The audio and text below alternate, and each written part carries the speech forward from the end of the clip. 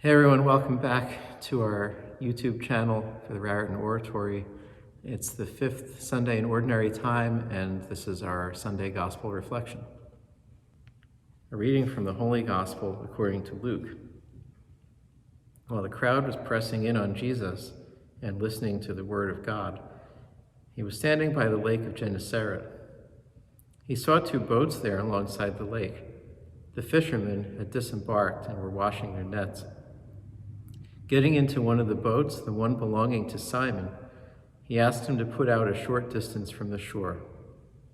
Then he sat down and taught the crowds from the boat. After he had finished speaking, he said to Simon, "Put out into deep water and lower your nets for a catch." Simon said in reply, "Master, we have worked hard all night and have caught nothing. But at your command, I will lower the nets." When they had done this, they caught a great number of fish, and their nets were tearing. They signaled to their partners in the other boat to come to help them. They came and filled both boats, so that the boats were in danger of sinking. When Simon Peter saw this, he fell at the knees of Jesus and said, "Depart from me, Lord, for I am a sinful man." For astonishment at the catch of fish they had made seized him and all those with him, and likewise James and John, the sons of Zebedee, who were partners of Simon.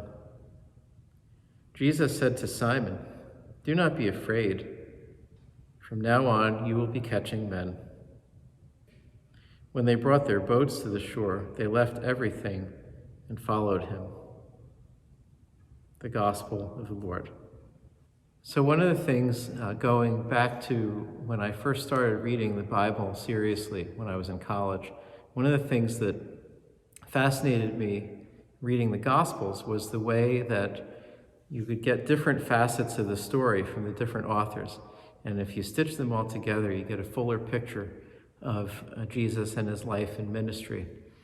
So this Sunday's Gospel gives us a really good opportunity to explore that a little bit, because the calling of the first disciples is something that appears in all three of the synoptic Gospels, Matthew, Mark, and Luke. But the way they tell the story is quite different.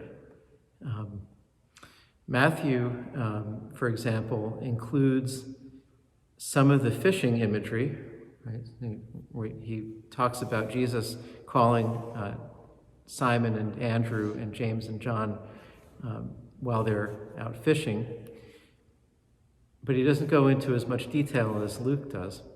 Mark doesn't give us any of that detail. He just says that Jesus called those whom he wanted and they came to him. And then he lists the 12 apostles that Jesus appointed. But Luke gives us this fuller story of how this encounter came about, that Jesus was teaching, that the crowds were crushing in on him, and there were two reasons for him to go and put out a little bit from shore in a boat. One was that the natural acoustics would help him to be heard, as the sound waves would bounce off the water, and it would be easier for the crowd to hear him. But the other was simply just to keep him from being crushed by the people. So he teaches, then he tells them, okay, put out the nets, lower the nets for a catch. And Simon Peter expresses some reluctance because they were just out all night and didn't catch anything. So he doesn't expect to find any fish at this point either, but he says, okay, we'll do it because you asked us to. And they're overwhelmed by the catch of fish, so much so that the boats are in danger of sinking. What is Simon's reaction to all of this? He falls down at the feet of Jesus and says, "Depart from me, Lord, I'm a sinful man." There's so much in that, right? The humility of Simon, the recognition of the greatness of Jesus. And so in this encounter, we experience something I think is common for many of us. And I'm even convinced that a lot of people stay away from church because they think they're unworthy of even drawing close to the Lord.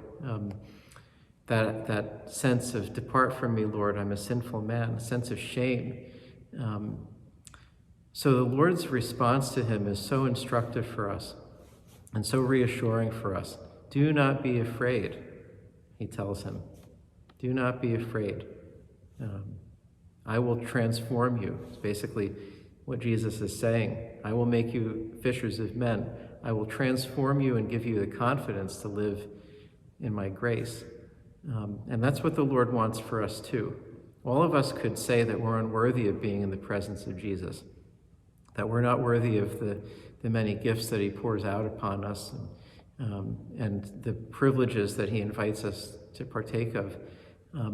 But he tells us, don't be afraid. I'm going to transform you. I'll make you worthy of them if you let me. And I'll make you my ambassadors to the world so that others can come to experience this too.